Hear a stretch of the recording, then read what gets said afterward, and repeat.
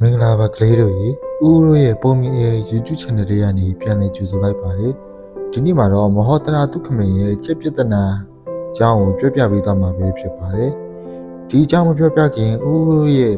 ပုံမြင်ရဲ့ YouTube channel လေးကို like and subscribe လုပ်ပေးပါဦးနော်တခါကမိထီလာပြည်ကြီးမှာဝိရိဟရီမင်းကြီးအုပ်စိုးနေပါတယ်မင်းကြီးရဲ့နန်းတော်ထဲမှာပညာရှိအမတ်ကြီး၄ဦးရှိပေမဲ့မင်းကြီးကတော့ပတ်စီနယ်တော်ကမြစ်စုံကုံရွာမှာနေထိုင်နေမဟောတရာဆိုတဲ့တငယ်လေးရဲ့ဉာဏ်ပညာသတင်းကိုအမြဲကြားနေရလို့နန်းတော်ကိုခေါ်ချင်နေတာပါဒါပေမဲ့အမတ်ကြီး၄ဦးကမနာလိုတာကြောင့်ကလေးပဲရှိသေးတာပါမင်းကြီးဟာစမ်းသက်ကြည့်ပါဦးဆိုပြီးအမြဲတမ်းတားမြစ်နေကြတယ်ဒီနေ့မှာမင်းကြီးကမဟောတရာရဲ့ဉာဏ်ပညာကိုနောက်ဆုံးအဆင့်အနေနဲ့စမ်းသပ်ဖို့ဆုံးဖြတ်လိုက်ပြီးလာသားတွေစီကိုအမိန့်စာတစ်စောင်ပို့လိုက်ပါတယ်အချင်းတို့ငါထံသို့ဥကြိုလဲပါမယ်အမောက်လဲပါမယ်တကိုယ်လုံးဖြူဝင်းနေပြီးဒီနေ့ကို၃ချိန်တွန်းတက်တဲ့ကြက်တစ်ကောင်လက်ဖြတ်အရောက်လာဆက်တတ်ရမယ်အကယ်၍မဆက်တတ်နိုင်ရင်ရွာသားအလုံးဒဏ်ငွေ1000ပေးဆောင်ရမယ်လို့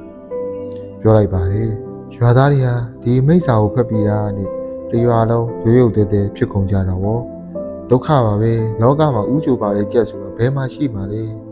မင်းကြီးကငါတို့ဒုက္ခပေးတော့မှာပဲဆိုပြီးငိုရသူကငိုကြောက်သူကကြောက်နေပွက်လို့ရိုက်သွားပါတယ်အဲ့ဒီအချိန်မှာအသက်9နှစ်အရွယ်သာရှိသေးတဲ့မောဒရာဟာရွာသားတွေကိုကြည့်ပြီးပြုံးလိုက်ပါတယ်ဦးလေးတို့တော်တို့မကြောက်ကြပါနဲ့ဒီပြဿနာကျွန်တော်အတွက်လွယ်ပါတယ်ကျွန်တော်ခိုင်းတဲ့အတိုင်းသာလုပ်ကြပါလို့အားပေးလိုက်တယ်မောဒရာကဒီစကားရဲ့အဓိပ္ပာယ်ကိုချက်ချင်းသိလိုက်ပါတယ်မင်းကြီးကကျက်စစ်ကိုလိုချင်တာမဟုတ်ပဲပညာရှိတစ်ယောက်ကိုလိုချင်တာဖြစ်ကြောင်းရှင်းပြီးသွားပါတယ်မဟောဒရာရွာထဲကစကားပြောကောင်းပြီးရုပ်ရည်တန်းပြင်းတဲ့လူတစ်ယောက်ကိုရွေးချယ်လိုက်ပါတယ်ပြီးတော့အောက်ပါတိုင်းပြင်ဆင်ပေးလိုက်ပါတယ်အမောက်ထိုလူရဲ့ဦးခေါင်းကိုပြောင်းနေအောင်ရိတ်လိုက်ပြီးလက်ထိတ်အလဲတက်မှာတော့သပင်နှင်းငယ်ကိုအမောက်ပုံစံ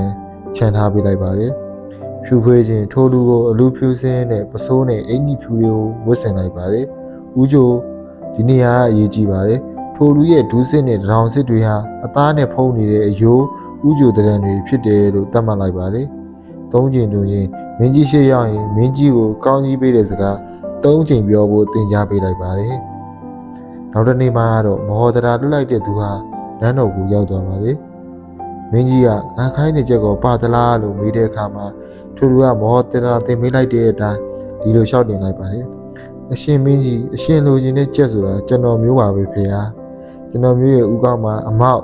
ပါပါတယ်ဖေဟာ။ကျွန်တော်မျိုးရဲ့ကိုလက်အင်္ဂါတွေမှာဥကြိုတရောင်စစ်တွေဒူးစစ်အယိုးတွေပါပါတယ်ဖေဟာကျွန်တော်မျိုးဟာအဝိဖြူကိုဝတ်ထားလို့ဖြူဖွေးနေပါတယ်ဖေဟာ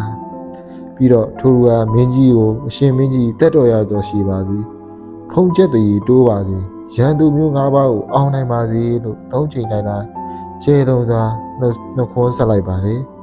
ဒါဟာ၃ချိန်တွင်ခြင်းပဲဖြစ်ပါတယ်ဝီရရမင်းကြီးဟာအလုံးကိုအားရကျင်းနေသွားပါတယ်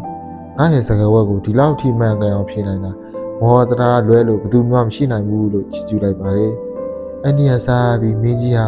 မောဒရာကိုနန်းတော်ထဲကိုခေါ်ဖို့အတည်ပြုလိုက်ပါတယ်။ဒါကတော့မောဒရာရဲ့ဉာဏ်ပညာကိုပြသခဲ့တဲ့ကျက်ပြဿနာပုံမြင်လေးပဲဖြစ်ပါတယ်။ဒီပုံမြင်လေးပြီးမှနောက်ထပ်မောဒရာကဘာပြဿနာတွေကိုဖြေရှင်းသွားမလဲဆိုတာစောင့်ကြည့်ပေးကြအောင်နော်။နောက်ထပ်ပုံမြင်လေးတွေနဲ့ပြန်တွေ့ကြမယ်တတား